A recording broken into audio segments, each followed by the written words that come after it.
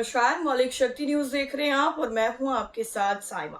उत्तर प्रदेश की राजनीति में एक ऐसा घटनाक्रम हुआ है जिसके बाद सुर्खियां काफी ज्यादा देखने को मिल रही हैं और इसके साथ ही विपक्ष भी लगातार इसको लेकर सवाल उठा रहा है। तो क्या कुछ है पूरा मामला, चलिए आपको विस्तार से समझाते हैं। दरअसल इलाहाबाद हाईकोर्ट ने लव जिहाद के मामले में मोहम्मद साकिब को सभी आरोपों से बरी कर दिया और इसके बाद ही चर्चाएं शुरू हो गई। दरअसल साकिब पर लगे सारे आरोप 5 साल बाद झूठे साबित हुए। तो कौन है साकिब? इन 5 सालों में उसने क्या कुछ झेला और उसे किस तरह लव जिहाद के झूठे मामले में फंसाया गया? हालांकि देश की मीडिया में इस मामले की चर्चा बहुत कम है। साकिब के परिवार वालों का कहना है कि 14 दिसंबर 2020 की रात बिजनौर के नसीरपुर गांव में 16 साल का मोहम्मद साकिब अपने दोस्त के जन्मदिन की पार्टी से लौट रहा था और बाहर उसने देखा कि एक लड़की को कुछ लोगों ने घेर रखा था। जब वो वह जानने के लिए पास गया कि क्या हो रहा है तो भीड़ ने उस पर ही हमला कर दिया और इस हमले के बाद साकिब उस रात अपने घर नहीं लौटा। अगली सुबह उसके माता पिता को पता चला कि उसे पुलिस ने गिरफ्तार कर लिया है।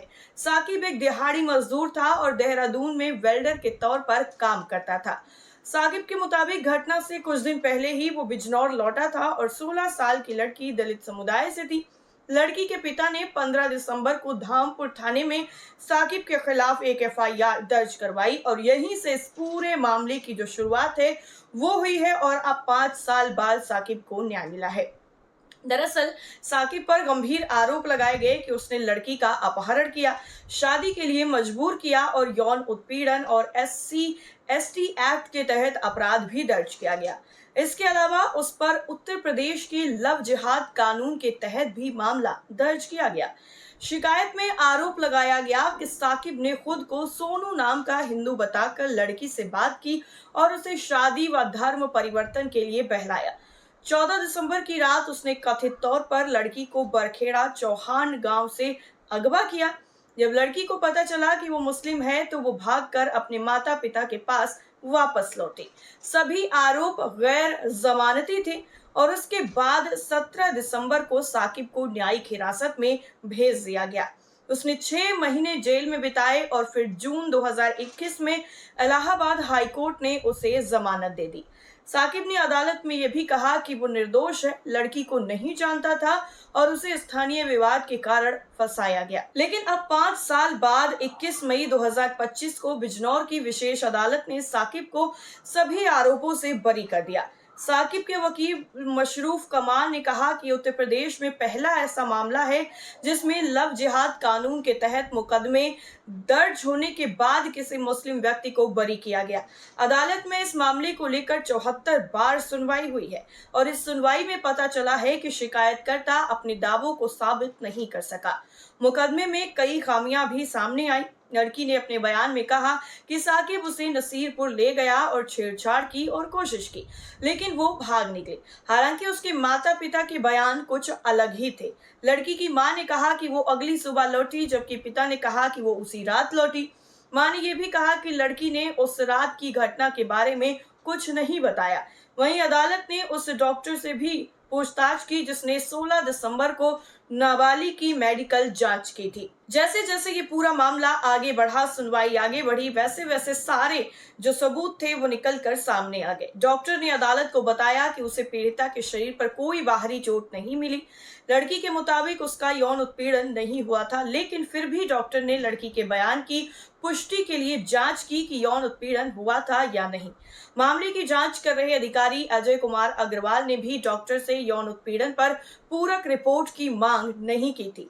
लेकिन गौर करने वाली बात यहाँ पर यह है कि लड़की ने अदालत में कहा कि साकिब ने उसे धर्म परिवर्तन के लिए कभी नहीं कहा। जांच अधिकारी घटना का सटीक विवरण नहीं दे पाए। वो ये नहीं बता पाए कि अपराध कहाँ हुआ, स्थान गांव की किस दिशा में था या फिर वहां कितने कमरे थे। उनके तरफ से बनाया गया नक्शा भी अस्पष्ट था, जिससे सबूतों पर ही शक हो गया। न्यायाधीश कल्पना पांडे ने अपने फैसले में कहा है कि अभियोजन पक्ष बुनियादी तथ्यों को साबित करने में विफल रहा। पीड़िता और गवाहों के बयान विरोधाभासों से भरे हैं और विश्वसनीय नहीं है। इस आधार पर साकिब को सभी आरोपों से बरी कर दिया गया। ये मामला सिर्फ साकिब तक सीमित नहीं था। आपको बता दें कि लड़की के पिता ने एक मीडिया चैनल से बातचीत में बताया कि गांव के प्रधान ने जो उनके खिलाफ पंचायत चुनाव लड़ रहा था, इस मामले को लव जिहाद कहकर राजनीतिक रंग दिया। उन्होंने ये भी कहा कि उनकी एफआईआर को पुलिस अधिकारियों ने ही तय किया था। वकील रमेश कुमार ने कहा कि इस कानून के तहत ज्यादातर मामले हिंदू दक्षिणपंथी समूहों के दबाव में दर्ज होते हैं, लेकिन मुकदमे में सबूतों की कमी के कारण ही बरी हो जाते हैं। वहीं साकिब के वकील रमेश कुमार ने बताया, मुकदमे के दौरान उत्तर प्रदेश के धर्मांतरण विरोधी कानून के तहत आरोपों को साबित करना मुश्किल है, क्योंकि ये शुरू से ही एक खराब कानून है। साकिब के लिए बरी होना राहत की बात थी, लेकिन इस केस ने उसकी पूरी जिंदगी को प्रभावित कर दिया। जमानत के बाद वो देहरादून लौटा और वेल्डिंग का काम दोबारा से शुरू किया, लेकिन उसकी कमाई का ज्यादातर हिस्सा मुकदमे में ही खर्च होता गया। इतना ही नहीं, उन्होंने आगे ये भी कहा है कि जब नौकरी मिली थी तब मैं 7,000 रुपए महीने कमाता था और आज मैं 10,000 रुपए कमाता हूँ। साकिब ने यह भी बताया है कि उसमें से ज्यादातर पैसे केस लड़ने में खर्च हो गए। कभी कभी मुझे सुनवाई के लिए महीने में 4 बार बिजनौर जाना पड़ता था। मैं कोई पैसा नहीं बचा पाया। इतना ही नहीं, साकिब ने अपने बयान में आगे ये भी कहा है कि ये केस तब हुआ जब मैं 16 साल का था। उस उम्र में लोग खेलते मस्ती करते हैं, लेकिन मैं जेल में था। मेरी सारी कमाई मुकदमे में खर्च हो गई। इस केस ने मुझे और मेरे परिवार को बर्बाद कर दिया। इतना ही नहीं, साकिब के भाई आरिफ ने बताया कि ये केस उनके परिवार के लिए एक दाग बन गया है और गांव में लोग आज भी उन्हें शक की नजर से ही देखते हैं और हमारे परिवार का कोई भी कभी भी पुलिस स्टेशन तक नहीं गया, लेकिन इस केस ने सब कुछ बदल कर रख दिया। आपको बता दें कि नवंबर 2020 से जुलाई 2024 तक उत्तर प्रदेश में इस कानून के तहत 835 मामले दर्ज हुए हैं, जिनमें 1682 लोग गिरफ्तार हुए, लेकिन दोष सिद्धि बहुत कम हुई है, क्योंकि सबूतों का अभाव और बयानों का अलग अलग होना आम बात है। तो चलिए आपको बताते हैं कि क्या है लव जिहाद का कानून, जिसमें सजा को बढ़ा करके उम्र कैद तक कर दिया गया। दरअसल पिछले साल ही उत्तर प्रदेश में लव जिहाद कानून को और ज्यादा सख्त कर दिया गया। छल कपट या फिर बलपूर्वक कराए गए मतांतरण के मामलों में कानून और सख्त कर दिया गया। किसी भी महिला को अपने जाल में फंसाकर मतांतरण कराकर उत्पीड़न की घटना यानी लव जिहाद के दोषियों को पहली बार उम्र कैद तक की सजा की बात कही गई। अवैध मतांतरण की गंभीर घटनाओं की रोकथाम के लिए सरकार ने कानून का दायरा और सजा की अवधि भी बढ़ाई।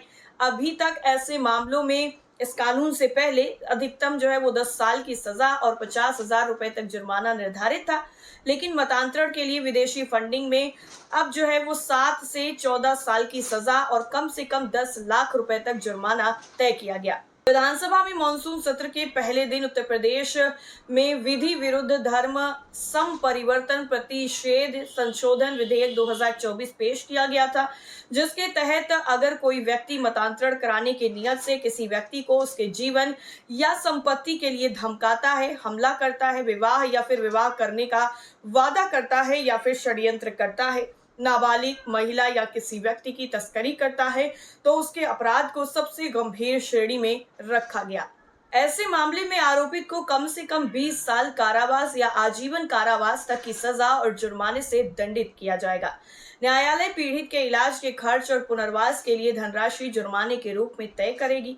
गंभीर अपराधों की भांति अब कोई भी व्यक्ति मतांतरण के मामले में भी एफआईआर दर्ज करा सकेगा।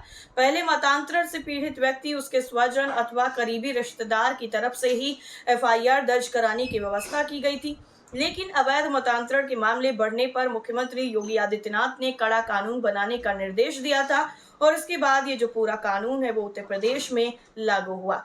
अब ये जो नया मामला सामने आया है, जिसमें आरोपी जो था साकिब, उसको बरी कर दिया गया है, उसके बाद इस कानून को लेकर भी कई तरीके के जो सवाल हैं वो उठ रहे हैं। आपका क्या मानना है इस पूरे रिपोर्ट को लेकर? कमेंट्स करके जरूर बताइए। फिलहाल के लिए इतना ही। नमस्कार।